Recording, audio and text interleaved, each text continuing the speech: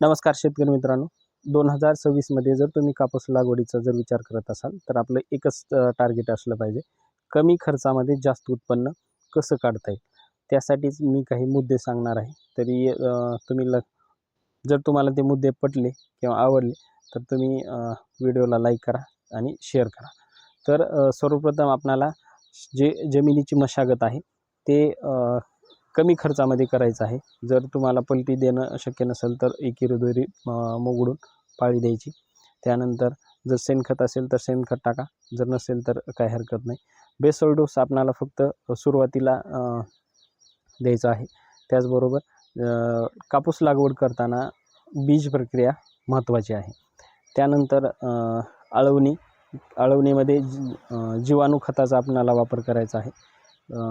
कापूस लागवडीमध्ये प्रति एकर जे रोपांची संख्या आहे ते 6.5, 7.5 किंवा 8.5 एवढीच 8,500 प्रति एकर रोपांची संख्या आपल्याला ठेवायची आहे. त्याचबरोबर 6 ते 7 फवारण्यांचं आपल्याला नियोजन करायचं आहे. प्रॅक्टिकल जर दृष्टिकोनातून बघितलं तर आपलं टार्गेट 10 ते 12 प्रति एकर क्विंटल आपलं टार्गेट असलं पाहिजे. आता राहिला प्रश्न बियाणांचा. बियाणं आपणाला जे आहे ते ब्रँडेड कंपनीचे किंवा चांगल्या कंपनीचे आपल्याला निवडायचं आहे. त्यामध्ये आपण राशी कंपनीचं 659 हे पहिलं बियाणं तुम्ही निवडू शकता. दुसरं जे आहे ते बायोसीडचं GH029 हे निवडू शकता. तिसरं जे आहे ते US ॲग्रीसीडचं US 7067 हे निवडू शकता.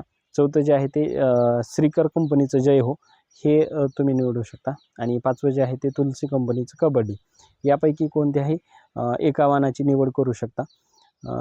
कापूस पिकामध्ये आपल्याला एकच लक्ष असलं पाहिजे की कमी खर्चामध्ये जास्तीत जास्त उत्पन्न कसं काढता येईल.